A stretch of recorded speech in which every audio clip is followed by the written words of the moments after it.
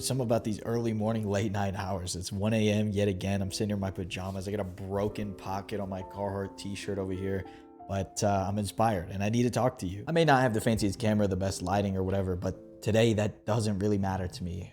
I just want to talk to you about growth, and more specifically, the part that none of us want to do, the part that we don't want to face, and the person we don't want to face. It's going to hurt our ego. It's going to hurt our feelings, and it's going to bring up emotions that we don't want to necessarily feel. But it's a necessary evil in moving on and moving forward and getting better at whatever it is that makes you happy on this green earth, whatever you're passionate about when you wake up in the morning.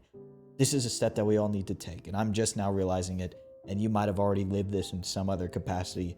But please, for the next few minutes, just hear me out. Before we go on with the rest of the video, I just want to let you know I am trying to hit 10,000 subs by the end of the year. I don't know if that's a realistic goal or an even possible goal to hit, but I'd like to try. So if you enjoyed this video, please consider subscribing, and thank you so much for watching. I think a very hard but necessary skill that comes with learning something technical or learning something on a very deep and high level is questioning yourself, but more specifically, questioning your own actions, because it's an idea that has been taken out of us from youth. When you're coming up through the school system, you're told not to question authority. In fact, you're punished for questioning authority a lot of the time. And when you get a job, they give you training to do a certain task with a specific way so that the outcome is the same every single time. Don't ask questions, just get your job done. And even if you're the most enthusiastic Target employee, I worked there for 2 years, right? That's why I said Target specifically. You can only get so excited and so good at stocking shelves. And even if you do feel a burst of innovation, or you feel like questioning the system and getting things done in a more efficient way, the idea that you have on the clock still belongs to the corporation. I remember signing a paper about that. And so in the end, you're just backed into a corner of do your job a certain way. You can only get so good at putting these things on a shelf. And what's really the point of thinking about anything deeper than this? And that's why we're so result driven and so result oriented, is that we aren't told very much about the process and how we got to where we are and how this can got in my hand and why the computer tells me to put it in this certain section.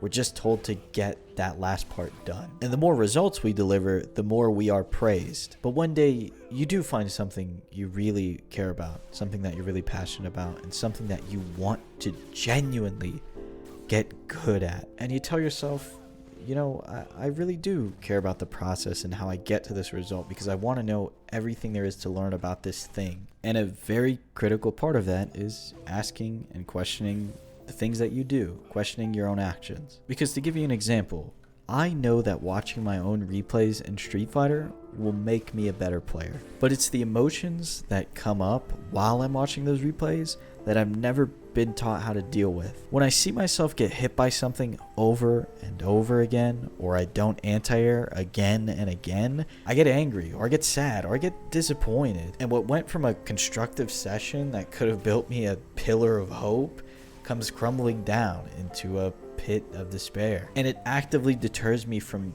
watching my own replays again, because I don't want to feel that way. I don't want to face those emotions. And this might sound very stupid to you, but seeing yourself fail over and over again in a replay humbles you in a way that you're not always prepared for. And it makes you realize that you might not be progressing as much as you thought you were. It's a harsh but sometimes necessary reality check. And I think for me personally, if I just take some time to process those emotions that I feel and why I feel that way, not just when I'm watching replays, but in general, I feel like I could just be so much better as a player and I guess as a person. But again, it's a skill that I'm learning, because I've never genuinely tried to be good at something ever. I've just gotten by on the idea that I feel like I want to be good, but not really putting in the effort to get there. You would be very surprised how far the idea of, yeah, if I put the effort into this game, I could be good at it, or if I put the effort into X skill, I could be good at it, will get you. Until one day you get smoked by somebody who actually did put in the effort, and you realize it's not as easy as you thought. And at that point, a lot of people will quit, or a lot of people will say,